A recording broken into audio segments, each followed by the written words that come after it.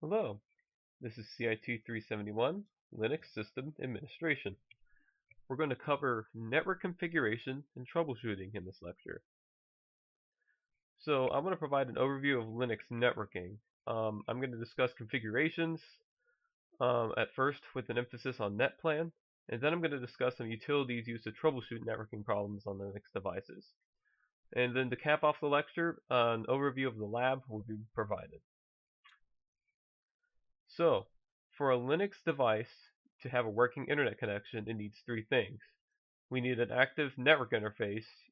So if it's a physical Linux box, you need an actual physical interface, and of course a cable in it.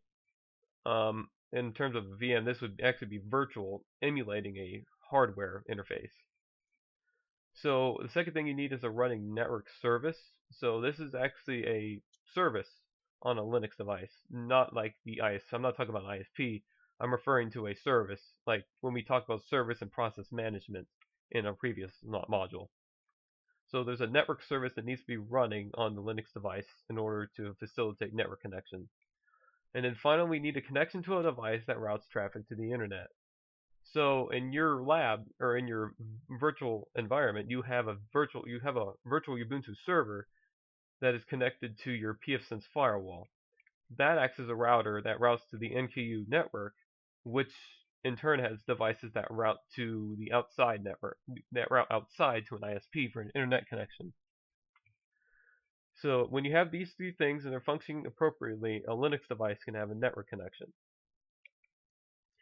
So what's interesting is that network interfaces in Linux are represented with an identifier that can vary in name based on the distro used and the type of interface it is.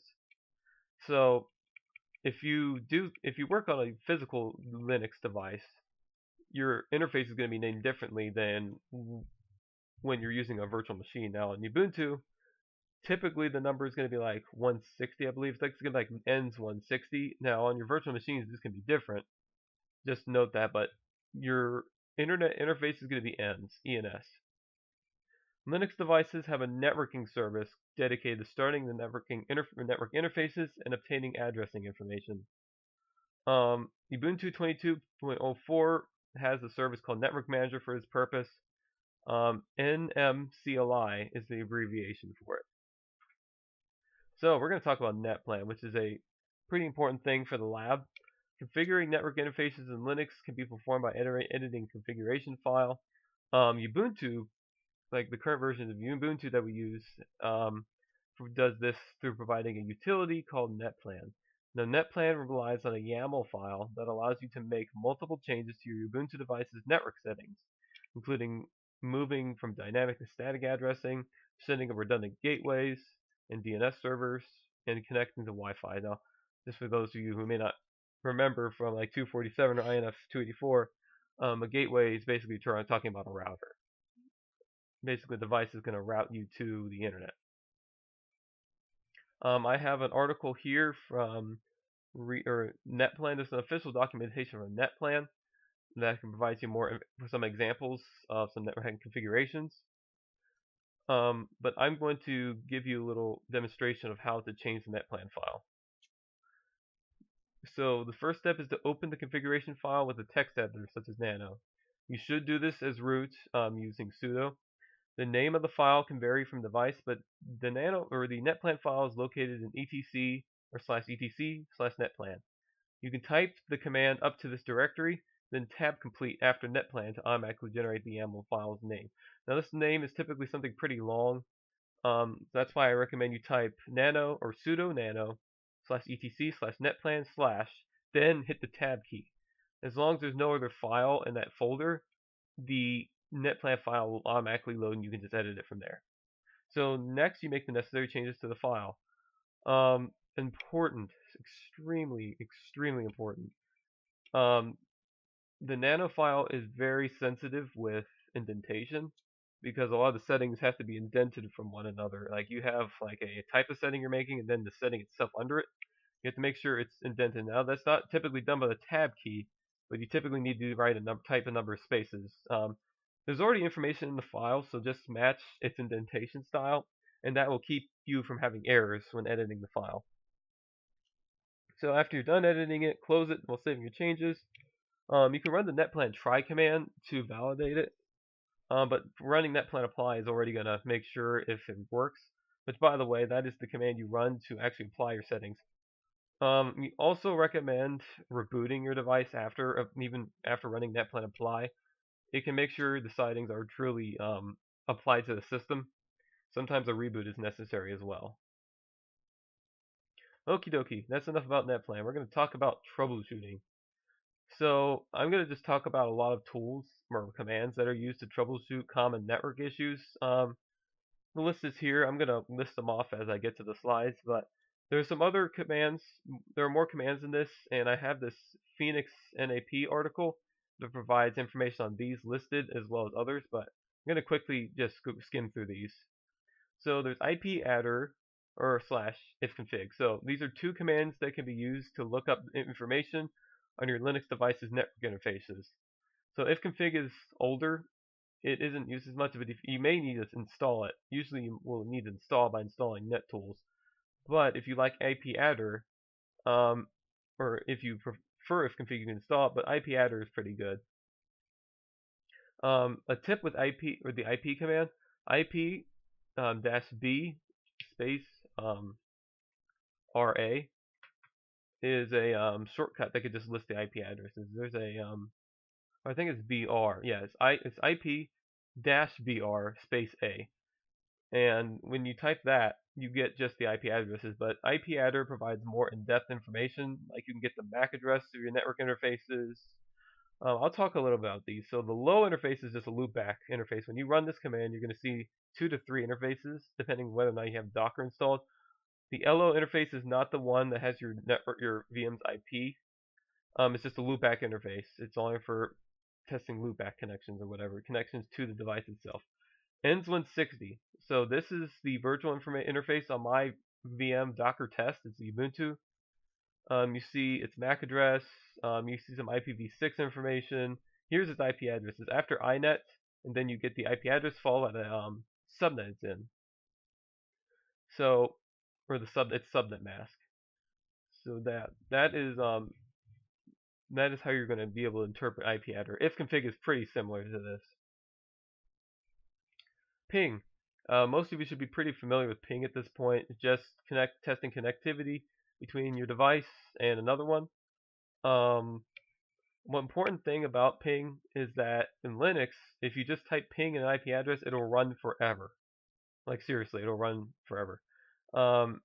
If you want to limit how many times a ping is ran, like in Windows, you have to do the -C option. So you can pick a number. So if you type ping -C, then the number 3 followed by your IP address, that will let you only ping it, test the connectivity 3 times.